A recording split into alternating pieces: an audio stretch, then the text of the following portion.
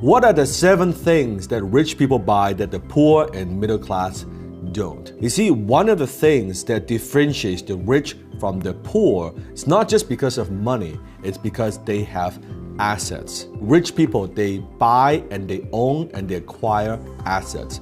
Middle class, they buy liabilities thinking they're assets, and poor people, they only have expenses. Today I'm going to share with you 7 types of assets that rich people buy, acquire, and own.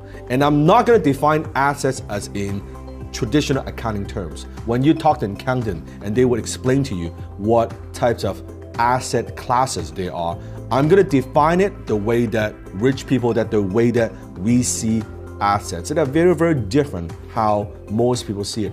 By the way, if you have not ordered a copy of my new book, Unlock It, make sure you click the link somewhere here and order a new book where I go much more in depth. How do you unlock your financial confidence and how do you acquire wealth? Number 1, the first type of asset that rich people have that the poor don't is business. See, most rich people, almost all of them, either they make their money through their companies and business, or they have an invested interest in multiple companies or multiple businesses. So once you think about it, versus poor people, all they have is a job. They have a paycheck at the end of the month. You'll never get rich through a paycheck. You only get rich through a business or multiple businesses. Why? Because it's the only way you can apply leverage. You can leverage other people's time, money, resources, and talent to build something to make your vision a reality. That your earning ability is not tied to how many hours that you work. You're able to leverage 1 to 10, 1 to 100, 1 to 500 to build a bigger business, to be able to impact more people and deliver more value to the marketplace in exchange of money. That's what a business does. So that's the first asset class, business. Number 2, the second type of asset that rich people buy that the poor don't is arts and antiques. Now, this is an asset class that I know very little about. I cannot tell the difference between a $100 painting versus a $100,000 painting. I have no clue. This is an area that I am like a complete idiot. My art collection would be my Hot Toys and Iron Man collection. Although my wife Jenny would argue that it's not an asset class. Well, to me, it is an asset class. Number 3, the third asset type that the rich buy that the poor don't, it's automobiles. Now, a lot of people, they buy automobiles just for transportation, but the rich, sometimes they buy for collection because they get pleasure driving them, owning them, or fixing them, repairing them, selling them. Done properly, this could be a very lucrative thing that you do, but most of the time, my friends, I notice that they just, because they have a passion for automobiles or classic automobiles, they do it just for fun. But because they collect them, they buy rare automobiles, and when they sell them, they do make a nice profit from it. It does turn into an asset class. But for me, I just do it for fun. Number 4, real estate. This is the most popular asset class among the rich. Most rich people, they either make their money through real estate or they park or hold their money in real estate. Now, when it comes to real estate, there are so many different types of real estate. You have residential or you have commercial. Residential, I'm talking about condo or single family home. Commercial real estate, I'm talking about malls, hotels, right? Offices, multifamily.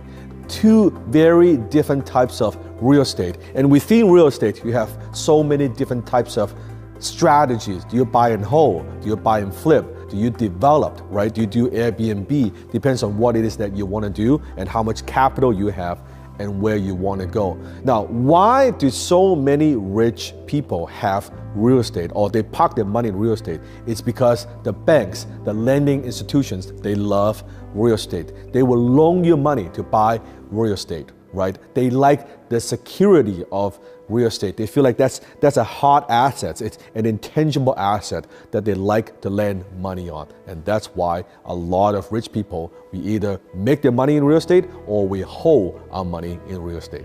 Number 5, the 5th asset class that rich people buy that the poor don't is paper assets. I'm talking about bonds, mutual funds, and stocks. Now, when it comes to assets, sometimes we buy assets because it produces cash flow or dividends. In some cases, we buy assets and hopefully it will increase in value and over time. That's called appreciation. So when it comes to stocks, except it's like dividend stocks, but stocks, mutual funds, and bonds, we are buying it at a certain price and hopefully it will go up later in the future. We are betting, we are buying on the appreciation. You see, with paper assets, you can turn that into money very, very easily. Let's say compare that to a piece of real estate. In order to convert a piece of real estate into money, well, maybe you need to list the property, you need to sell, it takes time, or even if you want to get a loan, get a mortgage, a second mortgage from the bank, it takes time. But with stocks, with mutual funds, you can sell that and turn that into money very, very easily. Number 6, the sixth asset class that rich people buy that the poor don't is intellectual properties. I'm talking about patents, trademarks, brands, copyright, any other intellectual properties that you might have. See, this is an asset class that I love. I own a lot of intellectual properties. The reason I like intellectual properties is because the ability, you can scale, you can license your intellectual properties to somebody else, but also the maintenance fee is very, very little compared to other asset classes. I can also duplicate and replicate what I do to be able to serve way more people. So intellectual properties. Disney has a lot of intellectual properties. Coca-Cola as a brand, the brand itself, that's an intellectual property. The brand itself is actually worth more than the actual hard assets that Coca-Cola owns. The brand Coca-Cola is worth billions and billions of dollars. Number 7, the last thing that rich people buy that the poor don't is precious metals. I'm talking about gold, silver, platinum. This is a gift from my mentees from Australia. 24K gold. Now, gold is very, very important. You notice when the currency of our dollars, it depends on what countries you're coming from. Rich people, they like to have their money in gold because throughout history, you notice that gold is the currency. It is the asset class that is recession proof. So it's a very, very important asset class that in your portfolio you have to think about. So, precious metals. Those are the 7 things that rich people buy that the poor don't. I want to give you a bonus, and this is a new asset class. What am I talking about? Asset number 8, and that is audience. That's right, audience. You see, attention is the new currency. To be able to have an audience, you see this through social media, influencers who have audience, that they're able to captivate other people's attention. Their audience attention, it is worth money. That's how they're able to generate income and profits and money from what they do. Attention is the new currency because without attention, you will not be able to get customers. And without customers, you won't have any sales, no money, no profits. It's that simple.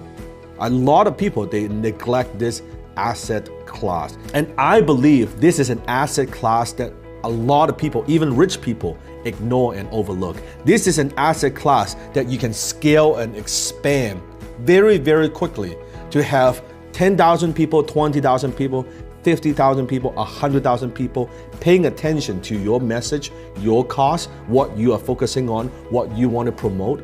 Even if you want to promote charity, your foundation, you need attention. You need audience. Money alone doesn't just get your attention. Attention is attention. Money alone is not enough. But to be able to get attention, you can convert that into money. You can convert that into profit. And this is an asset class that could grow and grow and grow, and there's no limit.